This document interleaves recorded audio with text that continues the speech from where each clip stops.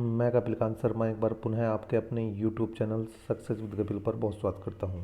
NTPC CBT first का exam हो चुका है आज 28 दिसंबर 2020 का, और उसकी पहली शिफ्ट के क्वेश्चनों को हम बता चुके हैं आपको। अब लेकर आए हैं हम सेकंड शिफ्ट के क्वेश्चन। सेकंड शिफ्ट के क्वेश्चन जीके के भी लेकर आए हैं, कुछ मैथ के क्वेश्चन भी हमारे पास तक पहुँचे हैं, उनको भी लेकर आए हैं।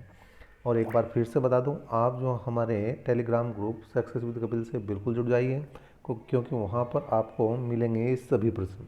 और साथ ही साथ अगर आप पेपर देकर आ रहे हैं तो आप हमें वहां पर शेयर भी कर सकते हैं। चलिए देखते हैं कौन कौन से क्वेश्चन आज सेकंड शिफ्ट में पूछे गए हैं।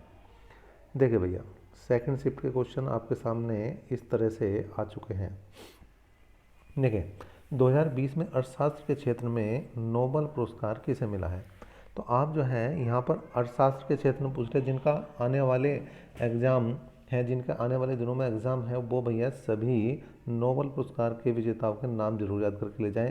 क्योंकि अर्थशास्त्र के में पूछ लिया, फिजिक्स के में पूछ सकता है, केमिस्ट्री में पूछ सकता है, मतलब जितने भी क्षेत्र में अर्थशास्त्र के पुरस्कार मिलते हैं उनमें से किसी और को पूछा जा सकता है। तो 2020 में जो अर्थशास्त्र के क्षेत्र में मिला वो अमेरिका के पॉल आर मिलग्रोम और रॉबर्ट बी विल्सन को ये पुरस्कार मिला है। दूसरा क्वेश्चन बायोलॉजी से आया, विटामिन डी की कमी से होने वाला रोग कौन सा है? सभी जानते हैं, रिकेट्स है। तो देखिए, आप रोग को बिल्कुल ध्यान करके जाइए, क्योंकि पहली शिफ्ट में क्या पूछा गया था, विषाणु से होने वाले रोग, वायरस से होने वाले, और यहाँ पर विटामिन डी की कमी से रोग पूछ लिया।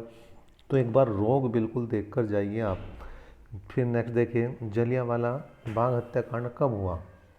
तो जलियांवाला बाग हत्याकांड 13 अप्रैल 1919 को जलियांवाला बाग हत्याकांड हुआ था। इसके बाद क्वेश्चन आया, यूएनएससी का हेड क्वार्टर कहाँ है? क्वेश्चन आया था यूएनएससी का हेड क्वार्टर मुख्यालय कहाँ है? तो ये है न्यूयॉर्क में। लेकिन देखिए, फुल फॉर्म भी पूछी जा रही है, इसलिए मैंने इस क्वेश्चन में आपके लिए फुल फॉर्म भी डाल दी है। यूनाइटेड नेशन सिक्योरिटी काउंसिल जो है, इसका पूरा नाम है। तो पूरा नाम हो सकता है आने वाले जो है पेपर में किसी में इसका पूरा नाम पूछ लिया जाए, तो उसके लिए भी आप तैयार हो जाइए। नोकिया का सीईओ कौन है भाई? नोकिया का सीईओ है पेक्का लुडमार्क, को बनाया गया है, और इससे पहले थे राजीव सूरी। देखिए, क्वेश्चन कैसे भी आ सकता है, मतलब पेक्का लुडमार्क जो है वर्तमान में है, ये पूछा जा सकता है अगली किसी शिफ्ट में कि पेक्का लुडमार्क किसके जगह बनाए गए हैं, तो राजीव सूरी का इन्होंने स्थान लिया है। फिर आया मोपला विद्रोह कब हुआ? 1921 में हुआ। भारी जल का सूत्र क्या है भैया? हम सब जानते हैं D2O। देखिए, सूत्र भी पूछा जा रहा है, पहली शिफ्ट में यूरिया का सूत्र पूछ लिया था N2CO और यहाँ पर पूछ लिया गया है आपसे भारी जल का सूत्र पूछ लिया गया है। ठीक है, देखिए ये एक एक्सरसाइज है आपकी, पैसेक्स मिलिट्री एक्सरसाइज जो है किन देशों के बीच है? अमेरिका और भारत के बीच होती है। और देखिए, ये मैं अभी जैसा जिक्र किया था मैंने कि फुल फॉर्म भी पूछ रहा है बिल्कुल। तो पहले पेपर में फुल फॉर्म पूछी गई, इसमें भी फुल फॉर्म पूछी गई। FICCI का पूरा नाम पूछ लिया, तो federation of India chambers of commerce and industries पूरा नाम है इसका। NIU का पूरा नाम पूछ लिया है यहाँ पर। देखिए, नेटवर्क इंटरफेस यूनिट इसका पूरा नाम है। ग्रैमी अवार्ड किस क्षेत्र में दिया जाता है? संगीत के क्षेत्र में दिया जाता है। ग्रैमी अवार्ड किस क्षेत्र में दिया जाता है? संगीत के क्षेत्र में। तो आप ये भी याद करके जाइए अगले पेपर में कि किसे दिया गया है। सापेक्षता का सिद्धांत किसने दिया था? तो हम सब जानते हैं सापेक्षता का सिद्धांत आइंस्टीन ने दिया था। चार्ल्स का नियम किससे संबंधित है? चार्ल्स का नियम हम सब जानते हैं किससे संबंधित है भैया? गैस से संबंधित है। ठीक है, नेक्स्ट आया BARC का मुख्यालय कहाँ है? तो ट्राम्बे में इसका मुख्यालय है। और पहला एटॉमिक पावर प्लांट कब बना? तो ये बना था भैया 1961 में। और कहाँ पर बना था? तारापुर में बना था। नेक्स्ट क्वेश्चन की अगर बात करें तो देखिए, यहाँ पर क्वेश्चन पूछा गया नेक्स्ट, येन किस देश की मुद्रा है? तो येन जो है वो जापान की मुद्रा है। येन किसके देश की मुद्रा है? जापान की। नेक्स्ट क्वेश्चन आया, फादर ऑफ टैक्सोनॉमी का मतलब किसे कहा जाता है, या टैक्सोनॉमी का पिता किसे कहा जाता है? कार्ल लिनियस को कहा जाता है। टैक्सोनॉमी मतलब वर्गीकी, टैक्सोनॉमी का मतलब है भाई वर्गीकी। वर्गीकी का पिता किसे कहा जाता है? तो ये कार्ल लिनियस को कहा जाता है। तो आप जो है बिल्कुल इस टाइप के क्वेश्चन भी तैयार कर लें। मौलिक कर्तव्य किस संविधान संशोधन में शामिल किए गए थे? तो 42वें संविधान संशोधन में ये शामिल किए गए थे। 2020 का यहाँ पर फिल्म फायर अवार्ड किसे दिया गया है? देखिए, इस क्वेश्चन का आंसर आप जो है कमेंट बॉक्स में कमेंट करके बताएंगे भैया।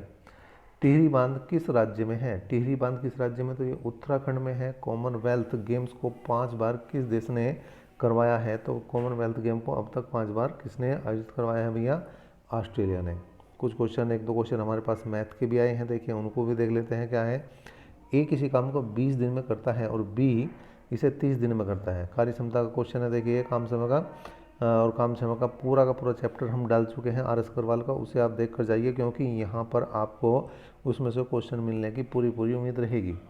यदि ए 5 दिन में काम कर के छोड़ देता है तो बचा काम बी कितने दिनों में करेगा? देखिए ए और बी, ए कर रहा है 20 दिन में और बी कर रहा है 30 दिन में। एलसीएम लेंगे तो आएगा भैया 60।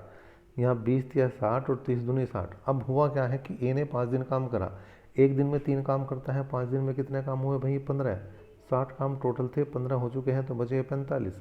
और 45 काम किसे करने हैं? बी को 45 काम करने, तो 45/2 कर देंगे आप। 22.5 दिन में जो है बचा हुआ काम कौन करेगा भैया?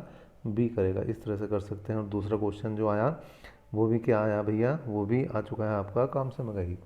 ए किसी काम को 12 दिन में करता है, बी की कार्य क्षमता ए से 20% कम है, तो बी कितने दिन में काम करेगा? देखिए उसने कहा ए की कार्य क्षमता बी से 20% कम है, मतलब ये 100 काम करता है तो ये केवल 80 करता है। 20 चौक 80 और 20 पंजे 100, मतलब ए की कार्य क्षमता 4 है तो बी की है 5।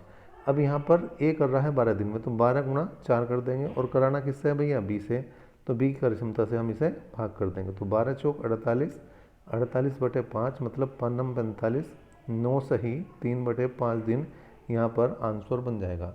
तो इस तरह से देखिए ये क्वेश्चन कुछ आए हैं, जो भी हमारे पास तक इन्फॉर्मेशन आ रही है उसे हम आप तक बिल्कुल शेयर कर रहे हैं। और मैं समझता हूँ यहाँ पर जो बच्चे बता रहे हैं कि जो आपकी करंट अफेयर्स है वो बहुत ज़्यादा है, पुरानी नहीं पूछी जा रही है। 2020 की अगर करंट अफेयर्स आप तैयार कर लेते हैं तो काम बन जाएगा। और साथ साथ जो क्वेश्चन आ रहे हैं वो मिक्स आ रहे हैं। मिक्स का मतलब आपके ऐसा नहीं कि लगातार आपकी जीके आ रही है या लगातार जो है मैथ है या रीजनिंग है, तो वो सभी क्वेश्चन मिक्स होकर आ रहे हैं। कभी मैथ का क्वेश्चन आ जाता है, कभी रीजनिंग का और कभी जीके का। तो ये इस तरह से पूरा चल रहा है सिस्टम अभी एनटीपीसी का। तो जो बच्चे तैयारी में लगे हैं वो भाई जी तोड़ कर तैयारी करते रहें, क्योंकि इसी टाइप के क्वेश्चन आने हैं। बहुत ज़्यादा मुश्किल मैं कह सकता हूँ पेपर नहीं आ रहा है। जो बच्चे बता रहे हैं वो भी यही बात कह रहे हैं कि बहुत ज़्यादा मुश्किल पेपर नहीं है।